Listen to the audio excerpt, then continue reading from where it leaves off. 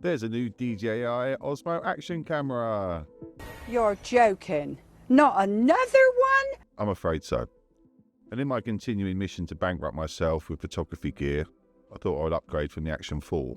Over the past week, I strapped it onto my Air 3, tested its stability on my bike, and mounted it on my car for a POV drive around London. But was it worth upgrading from the Action 4? And we need to discuss the elephant in the room that might make you reconsider buying one. If you enjoy the video, please like and subscribe, and check out my page for everything photographic.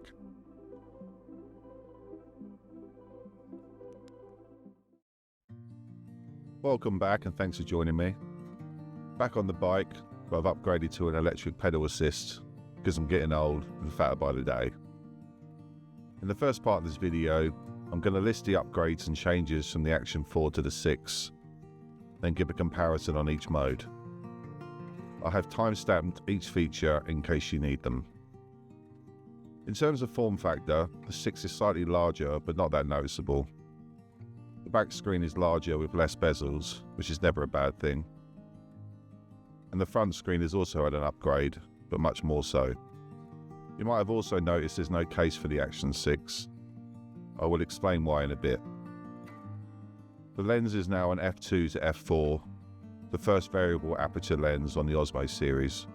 Also, the sensor has been upgraded from 1/1.3 inch to 1/1.1 inch, which is good, but still not on par with the 1 inch the Pocket 3 and 4 benefit from.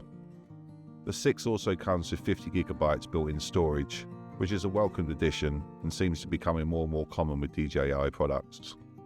Here's a brief breakdown and comparison on each mode. First off is photo. Not much to say here really. As with every mode on the Action 6, the dynamic range has been improved greatly, but HDR does divide users and it can't be switched off. You can now choose between 8 megapixel and 38 megapixel shots, and 16:9 or 4:3 formats. I'd never opt for the Action series to take photos, but I'm glad DJI hasn't been lazy and the photos aren't awful. Slow-mo. Once again, not much of a change. Both the 4 and 6 shoot at 240 frames per second in 1080p and 120 frames per second in 4K. General quality is improved with a better sensor and wider aperture. One tip for slow motion videos though. In the normal video mode, you can shoot 120 frames per second anyway, and you can still keep the D-Log-M active and record audio, both of which are not available in slow-mo mode. Then using editing software, slow down the footage by 5 times or 500% for the same effect. I think the quality is better and it allows you to color grade the footage. Time-lapse. No changes here at all, but there doesn't need to be, as DJI products have always excelled at time-lapses. When I first took up photography in 2009, I had to take every photo manually, import them into Microsoft PowerPoint, and spend hours editing. Now it's just 2 presses of a button.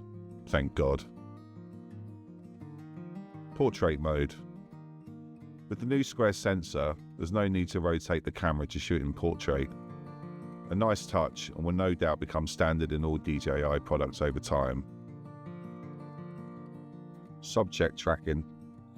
Not a huge amount to say on this one, as this is a faceless YouTube channel.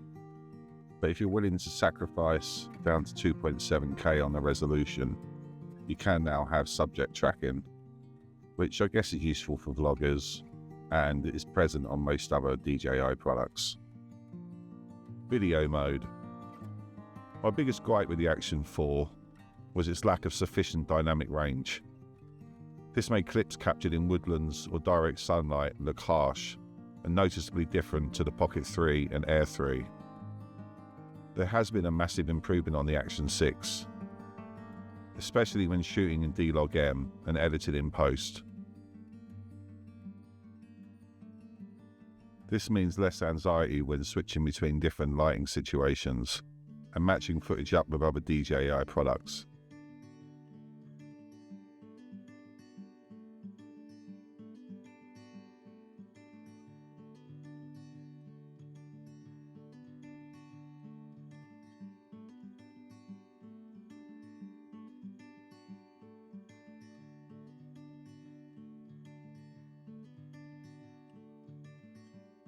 Another nice change is the addition of Rocksteady Plus with horizon balancing. On the 4, it was one or the other. With them combined, it makes POV videos in particular look more professional and less jarring. For comparison, here's some footage with the mode switched off.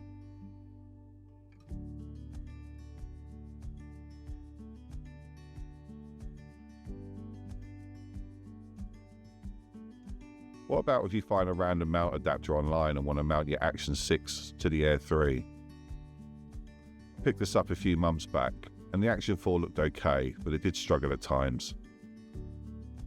The Action 6 is much more stable, and I like the piggyback POV perspective. Link to the adapter in the description.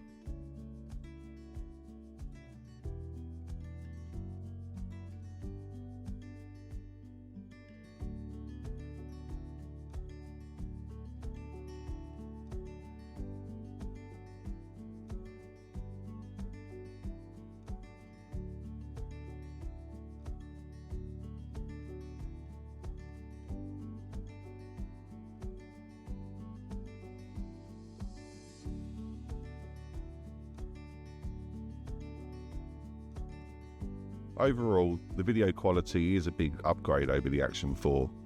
Better dynamic range, stability, and filming options. My first action camera was the GoPro Hero 3 Silver in the 2010s. To think how far the technology has come since then boggles my mind. Although these days I would never choose GoPro over DJI. It's easy to take the image stabilizing technology for granted, but if you turn it off, the difference is both shocking and nauseating. The main reason I wanted to upgrade from the 4 to the 6 was for my sister channels, Our World POV and Our World Lo-Fi. Links in the description if you'd like to subscribe. Thanks. I film POV drives and walks with ambient noise on the former and lo-fi music on the latter. For this, the Action 6 has been great. I used to use the Pocket 3, but the anxiety of it coming off made the filming stressful. But there was a noticeable drop in quality using the Action 4. The difference is reduced with the 6. Lastly on the list of modes is SuperNight. The Action 4 doesn't have this mode, so I was eager to try it out. It's not bad, but it's not going to win any awards. And this brings me on nicely to my biggest gripe with the DJI Osmo Action series. In bright sunlight, the picture quality is fantastic. But because of the sensor size and built-in stabilization, it does struggle in low light. The Action 6 is a big improvement on this, but I do not know why DJI haven't used a 1-inch sensor, or an even larger one to compensate for the digital stabilizing. Okay, so the price and size of the Action cameras will increase, but until they do, they're always going to lag behind their other products. I'm not saying that the Action 6 doesn't improve on previous models, and I don't regret the purchase, but it's hard to get consistent footage across all the different products when one of them is lagging behind. And that is the elephant in the room, the Pocket 3 and Pocket 4.